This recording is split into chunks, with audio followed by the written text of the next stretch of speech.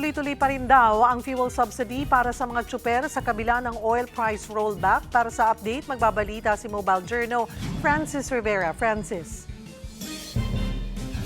Cheryl, bukod nga sa rollback sa mga presyo ng langis, tuloy-tuloy pa rin ang ongoing pa rin ang pamimahagi o pamamahagi ng 10 pesos fuel subsidy sa kada litro ng diesel. Ikalawang linggo na nga ng fuel subsidy ng gobyerno sa mga piling gas station sa Metro Manila para sa mga tsuper ng Jeep at UV Express. 10 pesos discount pa rin yan at limitado sa 150 liters per week ang maaari nilang i-avail. Nasa 1,500 ang maititipid nila kada linggo. Gaya na lang ni Bobby, isang UV Express driver na kabilang sa nakatanggap ng fuel subsidy. Ang biyahe niya mula Quiapo to Fairview. Kaya ang kinarga niya nasa 800 pesos. Nakadiskwento ito ng 77 pesos. Para naman sa jeepney driver na si Danny, na beneficiary din ng fuel subsidy, suntok sa buwan man daw, nais pa rin niya na manumbalik ang dating presyohan ng krudo. Pakinggan natin ang kanilang pahayag. Kahit paano nakakatulog po yun, sir.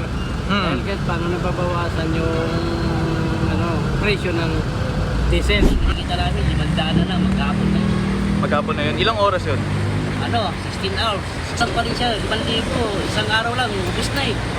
Wala na. Oo. Isang piso, di mo mararamdaman yan, bawas na yan. Kaya sana ibalik lang sa dati, kahit 50 pesos, pwede na po yun.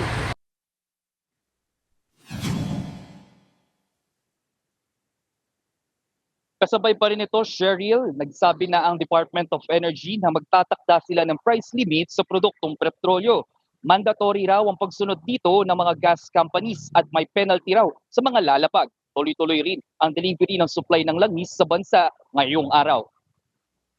Cheryl, umaasa nga itong mga kapatid nating tsuper na sana nga raw magtuloy-tuloy na itong nararanasan nating rollback sa presyo ng langis. No? At kaya nga sana manumbalik din ang kita ng kanilang pamamasada sa araw-araw. Cheryl? Maraming salamat, Mobile Journal Francis Rivera.